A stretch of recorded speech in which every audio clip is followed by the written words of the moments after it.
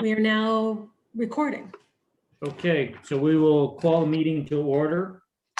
We will start with the reading and the approval of the minutes for our February 18th, 2021 meeting. I need a motion to accept the minutes. I make a motion. Okay, Brian, second. Maggie will second. All those in favor? Aye. Aye. Okay, Aye. on to the finance report. Maggie will make a motion to accept the check detail as presented. No, I second that. Second. All those in favor? Aye. Aye. And Maggie will make a motion to accept the financial statements as presented. Okay, Yeah, all Brian those in says favor? second. Aye. The second, Brian. Thank you. All those in favor? Aye. Aye. Aye.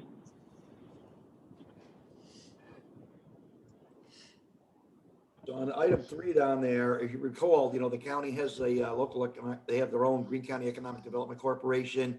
Eric technically has a seat on it. Some months back last year, we appointed me to be his proxy on that. My recommendation at this point is that we rescind my appointment and actually have April be the representative. I'd like to try to get her out. It's a non-voting position. Their LDC has like about this much more activity than our LDC, so it's pretty low key. I admit I haven't given it much attention just because of that, but I think it'd be a great way for the IDA to get back into the game a little bit and for her to network with some of the other economic development players here in the county. Okay, so we need a motion. April, you Yeah. good with that, right? Yes. Yeah, I'm we do fine. a simple motion could do that.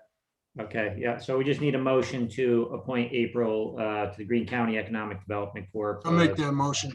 Thanks, Brian. Need a second? Maggie will second. Okay, all those in favor? All right, Aye. all right. And we're on to the Approval of the audit. 2020 audit, which I had a phone call with the auditor.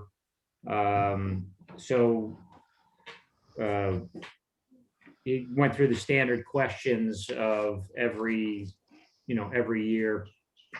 And that all went fine. So we need a motion for the 2020 audit. Maggie will make a motion to accept the 2020 audit findings as presented. And I second it. I'll have to say, these guys do a good job. They really got their act together. I think they called Paul also, just to They did. confirm, that there was no potential pending legal liabilities, et cetera. So we've been very pleased with them. I think April and I, they get it. We've had a Yes. few things we're didn't quite understand, but we worked through them with them. And if you saw, we had a great audit. So that's, as long as we have a good Yeah. audit, everything's fine. That's what I'm happy with. Congratulations, April. Thank you. Nice job. Everything was online this year. There was no Nice. in-person meeting. Everything was through a secured website. Nice. Good. Then the last item I had there was just informational. I did manage to get out early this year and walk all our properties that may be property that's behind, that we have kind of hold up for conservation. Realized I hadn't been on the parcel in 10 years. So maybe I ought to go out and see if there's a hobo camp on it. But I did all the stormwater inspections. Everything's looking good. No need to do any maintenance or put any money out this year on that stuff. So thumbs up. I guess moving. Can I ask right- a question while we're on properties? Yes. I know that we've tried to sell the one property on, in the village, Mansion Street, whatever we call that. Anderson property. Former- And I know that there was nothing on it. I mean, it's just being used as people's parking lots. Pretty much. Do they want to buy, does anybody want to subdivide it and buy it and add to their property? I mean, it just seems kind of, ugly. I know that we can't get fair value for it. It is yucky. We could try. We're not, again, we're probably gonna lose our shirt on it, but that's okay. Let me look into it. see. I don't know. I just feel Yeah. bad. When I saw in the paper the other day that, the downtown is going to go after a revitalization grant and, Yeah. you just kind of drive by that property and I know there's nothing we can do about it. It just looks, bleh. No, and I agree with you. So the guy who's been parking his trucks there is a guy named Chris Schwartz. He's an electrician who actually did some work for us. And when we had it up for sale, I made him move the trucks. And then when the sign come down, so Maggie, one thing I agree with you, because especially now it's like the winter, drought, the winter looks crappy. So short term, I'm going to talk to Chris and say, look, if you want to park your trucks over there, you got to clean this lot up for me and keep it mowed and make it look good, do something if you're going to at least park there right now. But we could approach the owners, but believe it or not, the line of houses that goes from Mansion Street back to the creek, there's a little driveway goes back in, there's one house on Mansion and two that face the driveway. They're all pretty much encroached on the property 15, 20 feet or so. And then you've got encroachments on the other side. So let me give some thought to what maybe we can do on that. Okay. Or maybe we just subdivide it and take a loss on it and get rid of it and just call it a day, Yeah, I don't want to create work. I just was, because you brought up walking the other property. It did Right. strike me each time I've driven by it. Renee, tell them they can buy it, or we're gonna make a little organic pig farm right there. Fence it in and they can decide what they want to do. Now, we don't, this IDA don't operate like that. It's funny to think about, though. No, but it's just a tough parcel, but and I still never did follow up with the mayor because again, I've looked at it and figured the best way to get value out of it was to try to work with the mayor on a park and ride, eventually an access point to the park in the back. But let me take a look at the tax map, see who the owners are and how it lays out and give some thought to Maggie's point. That might be one way to do it. Okay. So just moving through, nothing really earth shaking at this point. I did get the Bailey Street parcel cleared. I told you last month that I was working on that. We had to jump on it, just perfect timing before the frost really came out of the ground because it's so wet in there. But so if you've driven by over there by the railroad tracks behind the town office building, wow, quite a difference now. It'll need some continuing work through the summer, brush hogging, just start to get some of these areas that are more suitable for development. And then there's some areas that were really rough that I'll probably want to bring him back in with a brush axe, like July-ish range when stuff flushes up again and really hit it one more time. If those who don't know what a brush axe is, it's basically a brush hog on steroids that you could literally take down a 6-inch tree with. And but there's a lot of woody material in there still. So anyway, all good. Of course, we had the typical Facebook uproar and displacing habitat and wildlife and all that, but we're weathering the storm on that. 21 East, we're all befuddled right now. We cannot figure out what's going on with the Thruway Authority on this land acquisition. We're completely silent since the holiday, since the beginning of the year. Will not answer my emails, not answer my voicemail. I'm leaving voice messages, which is very uncharacteristic. This guy, Rick Matters, is, if nothing else, he's always been extremely responsive. So anyway, we've reached out to Hinchy's office, everybody we can. Stewart's is working on it through their channels. I do have to call Hinchy's office back this morning and see if they have an update on it. But I'm literally befuddled. I've never seen anything like this. They've just completely gone dead silent. Don't forget, we've already paid for 2 appraisals on this. This isn't just like, we were all having a little, warm and fuzzy over a beer. So anyway, I'll keep you posted. We find out some more on that. But as far as the rest of the parcel, obviously, there's been no other, serious interest yet. And I did go and report to the legislature the other night. And they seem to genuinely get it, that the hospitality industry is going to be impacted for some period of time to come. And while, not directly said, I think everybody was seemed to be comfortable with the fact that we're just sort of sitting tight and not racing out to put anything and everything on the site just to develop it. So I think we're good on that. On exit 21, any questions on that one? On exit 21 West, the hospital's option. If you remember, we did a 1-year option with them. COVID hit. We extended 2 months on the first 6 months free. And then they had a 6 months that they paid for on the back end. That ran out first part of March, I think April 7th or 8th or somewhere around there. And the hospital has not made a final decision. So where we stand as of today, as I said, look, I'll give you a handshake for 30 days, but come April, we got to have some decisions. You either renew the option and pay, or, no harm, no foul. It was a good try. So I'll expect to hear more from the hospital CEO, Jay Cahalan, real nice guy, very much a straight shooter. Expects that he'll be able to give us an answer by the middle of April. On that, I surely hope it keeps going. And then on the Hudson, I will just say on that, Renee, this is Maggie, that hospitals in general, between what just the federal stimulus, America's Rescue Act, and a lot of what's going on in the state budget, there's some very, very high finance stuff going on. I think it will all be favorable for a project like this to continue, but I'm not surprised as they're all trying to figure out what's going on, because there's a lot of moving pieces in both of those, buckets.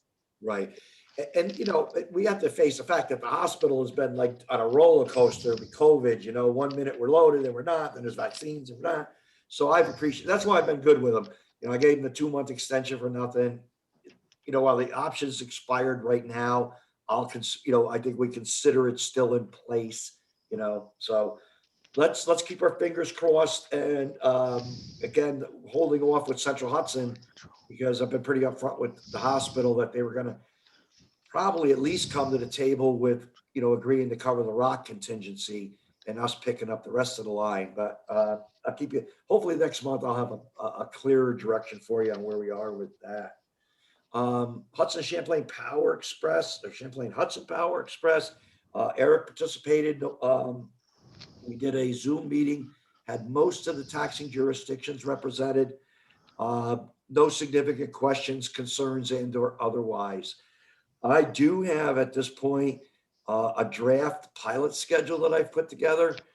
I'm looking at doing basically just basically looking at draft pilot schedule, a draft incentive package, let's put it that way. That's actually going to involve kind of a split with a community development fee or fund that would be on a per mileage basis, go to the communities, as well as a pilot payment.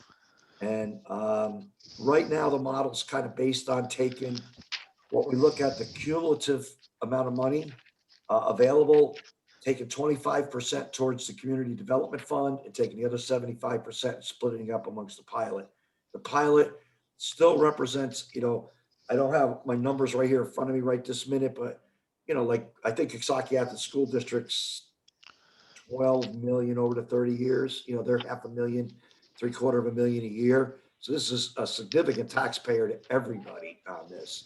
I think the towns will be real pleased with the community fee, like a community fund idea. We've done this with other, like with Athens Ed. This also does is it gives them some revenue opportunity outside of the budget process. And again, there'll be some caveats on this for infrastructure, community benefit. So let me fine tune this and get some points together. So far, the only one I've talked to it about was with the mayor of the village of Coxsackie. He loved it.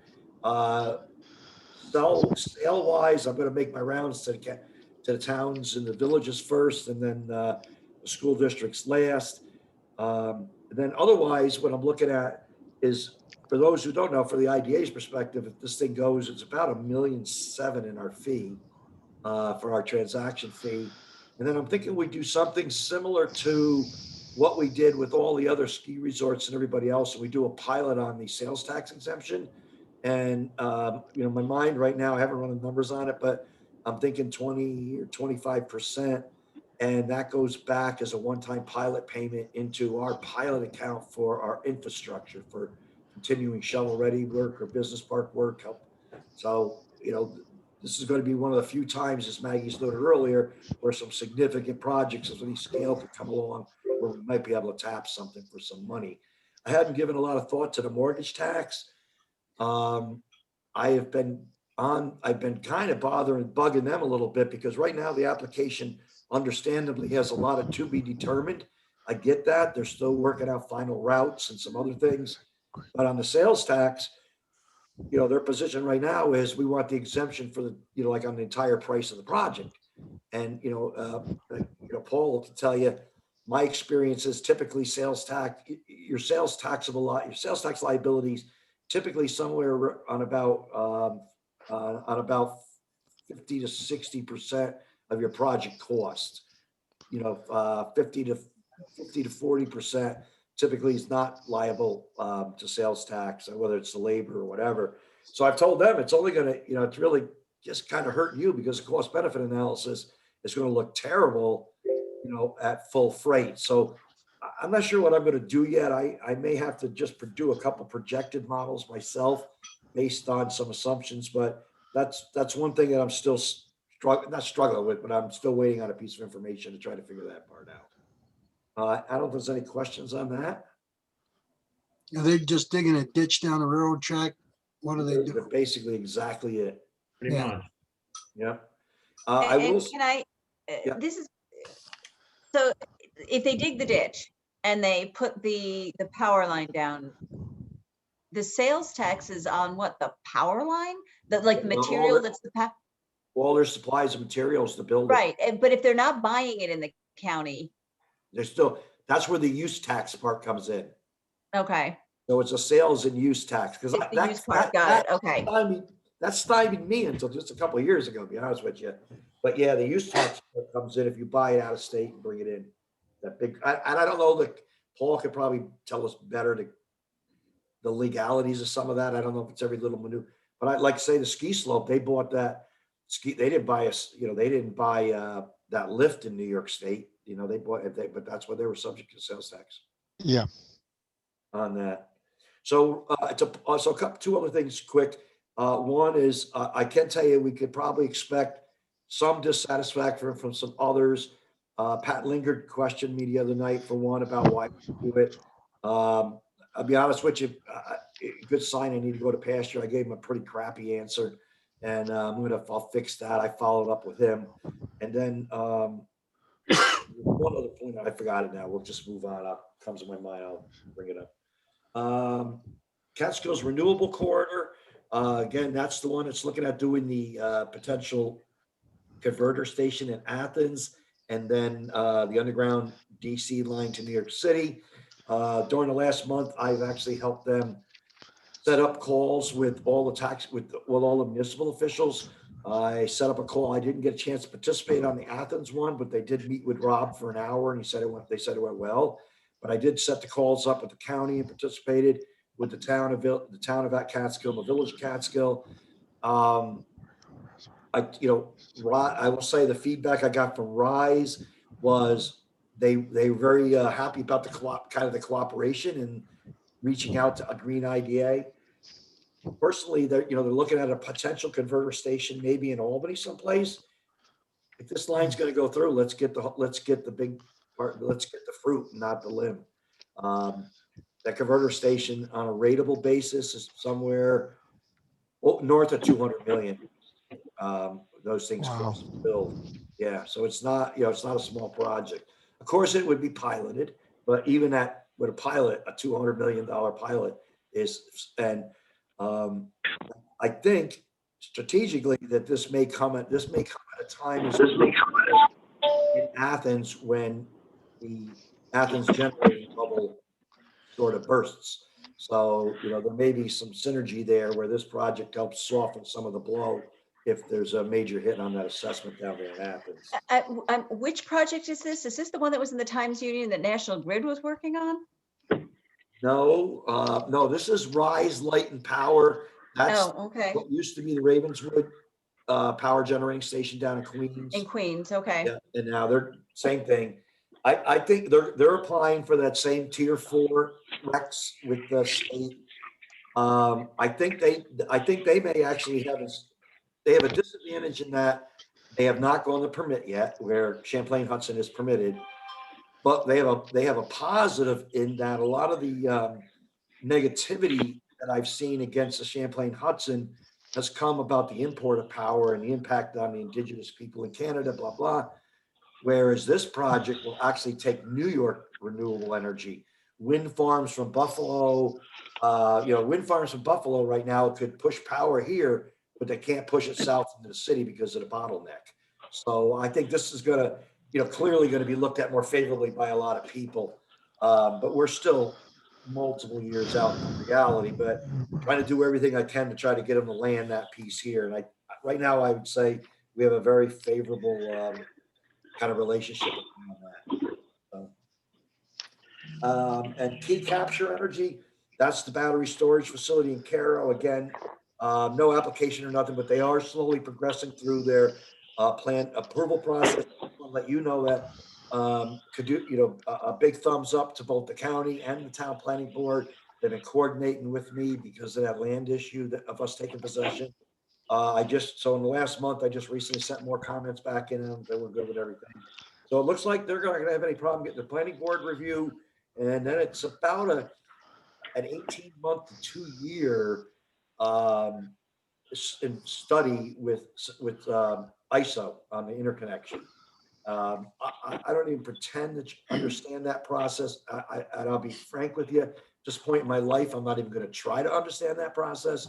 But it takes 2 years for basically ISO to decide whether they can hook them up or not. So we'll be a ways out, but I would expect they may come in with an application for a pilot sooner rather than later. Just like Champlain Hudson, they want to try to lock their certainty down as soon as they can. So I don't know if there's any other questions. Lastly, one other thing I didn't get on the agenda. If you remember, we had this company of Phoenix Nutraceuticals. It was talking about hemp and everything. They had an option on the 14-acre piece in Cockburn Business Park. Likewise with them, they had a year option. We also gave them a 2-month free extension in the middle of COVID, but their option expired. I've been trying to get in touch with them. They've been non-responsive, and the option has expired now. I think I'm pretty sure what happened. I see Ruben, who is the principal of the company. He's recently been appointed to the Hudson Valley Business Corporation or Economic Development Corporation, which is a Central Hudson started thing. And then I've also seen that he's been working with Todd Erling, which is, and I never get all these guys straight. Hudson Valley Agricultural Corporation. We don't participate in Todd's corporation. A lot of the counties do. So I think the writing's on the wall. They got in with another crowd and kind of got steered in other directions. I'm really disappointed that at least didn't have the courtesy to reply back and say, we want to let the option expire. But anyway, that's expired and that property's not. And then I just sent you some updates on the others. On Riverfront, I wish I knew how to share my screen. When I get done with this, I'll send an email with a few pictures to everybody. I should have done that. Empire Riverfront Ventures, Aaron's going full steam down there. If anybody's been downtown Coxsackie lately, things are going. The front building that was going to be the hotel, he literally ended up having to finally tear the whole building down, and they're going to have to put a special foundation underneath of it, pilings and all that. But so if you go down now, that front building was going to be the hotel, is a big hole in the ground. They expect that he's working on the event center. That's still scheduled to be finished by August. The hotel, they're looking to break ground in May with the outside contractors coming in, and will be finished by the following May. So he is moving along. And Paul, as you know, he's with Joan, and we're getting some progress. Finally, yeah. Well, Oh my God. he needs my help with something on an Army Corps DEC permit on a personal side. So I finally had to pull my chips. Come on, let's get going. We'll take care of it. Yeah, and that's what. So I sent Joan that finding statement, and then whatever else there, she's talking to you. Camp Town, the same thing. If you've been down there by the Carl's Van Winkle, I see May. They've been going, and they blasted a lot of rock. There's rock trenches everywhere. I hate to know what that cost them. But they are moving. I haven't heard anything from them. I assume everything's going well. And then on Catskill Golf Resort, I talked to Dave Vippler the other day. They are going to push off one more year because of COVID financing, whatever. I said, great, fine. Your stuff's sitting there approved. I don't know that. I mean, I don't know, Paul, that we have any sunset date or any time limit. We have a completion date in the contract, in the contract, so they have to come to us to Yeah, but modify that. And we never even got to the point of executing the contracts. Yeah, okay. Okay. I mean, think reasonably, somebody's 3, 4, 5 years out, we got to say, wait, we got to start over again. But I think we'll give them, if they don't break ground next spring, we'll have that, and it's going to be delayed again. Just pull our thing and go. Okay. We'll have that conversation what we do. And so I think that is about all I have on my end. That's about all I have. So that's it for the IDA requirements. Once we close out, we'll need to open a meeting for the LDC to approve their audit. Okay, so I need a motion to close our regular IDA meeting. Yeah, I'll make that motion. Okay, second,